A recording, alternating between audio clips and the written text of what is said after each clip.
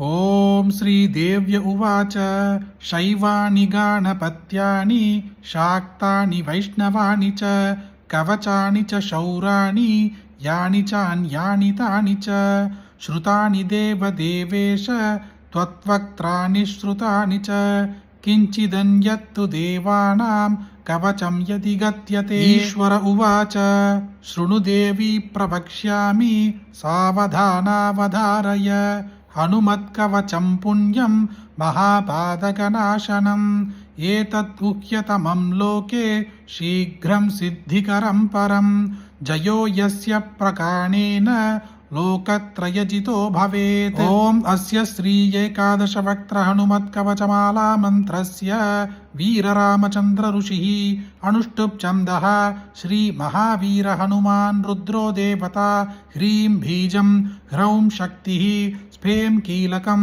सर्वदूतस्तम्भनार्थं जिह्वाकीरणार्थं मोहनार्थं राजमुखी देवतावश्यार्थं ब्रह्मराक्षसशाकिनी ढाकिनी भूतप्रेतादि बाधापरिहारार्थं श्री हनुमद्दिव्यकवचाख्य मालामन्त्रजपे विनियोगः। अथ करन्यासः। ॐ ह्रौं आञ्जनेयाय अङ्कुष्टाभ्यां नमः। ॐ स्फें रुद्रमूर्तये तर्जनीभ्यां नमः। ॐ स्फें वायुपुत्राय मध्यमाभ्यां नमः। ॐ स्फें अञ्जनीगर्भाय अनामिकाभ्यां नमः। ॐ स्फें रामदूताय कनिष्ठिकाभ्यां नमः। ॐ ह्रौं ब्रह्मास्त्रादि निवारणाय करतलकरपृष्ठाभ्यां नमः। अथ अङ्गन्यासः। ॐ ह्रौं आञ्जनेयाय हृदयाय नमः।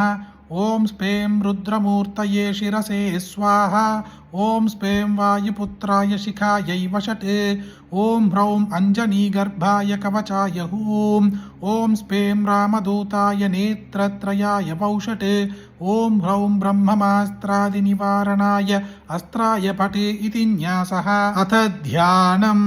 ॐ ध्यायेत्त्रणे हनुमन्तमेकादशमुखाम्भुजम् ध्यायेत्तं रावणोपेतं दशबाहुं त्रिलोचनं हाहाकारैस्तैर्भैश्च कम्भयन्तं जगत्त्रयं ब्रह्मादिवन्दितं देवं कपिकोटिसमन्वितम् एवं ध्यात्वा जपेद्देवि कवचं परमाद्भुतं फलश्रुतिः इत्येतत् कवचं दिव्यं शिवेन परिकीर्तितं यः पठेत् प्रयतो भूत्वा सर्वान् कामान् अवाप्नुयात् द्विकालमेककालं वा त्रिवारं यः पठेन्नरः रोगान् पुनःक्षणात् जित्वा स पुमान् लभते श्रियम्। मध्याह्ने च जले स्थित्वा चतुर्वारं पठेद्यति क्षयाभस्मारकुष्ठादि तापत्रयनिवारणं यः पठेत् कवचं दिव्यं हनुमध्यानतत्परः त्रिसकृत्वा यथा ज्ञानं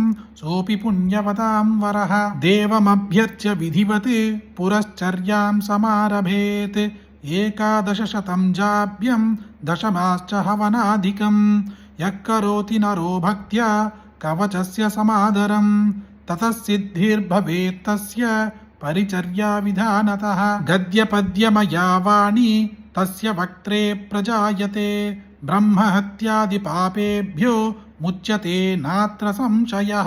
इस हनुमान स्तोत्र को जानकर या अनजान में भी एक बार सुनने से मनोकामना पूर्ण होगी। इस हनुमान स्तोत्र को सिर्फ आप ही सुने क्या, इतना काफी है। आपको जो भी लोग जानते हैं सबके साथ इसे शेयर करें। इस वीडियो को लाइक करें। फिर एक वीडियो में मिलते हैं। जय जय शंकर, हर हर शंकरा।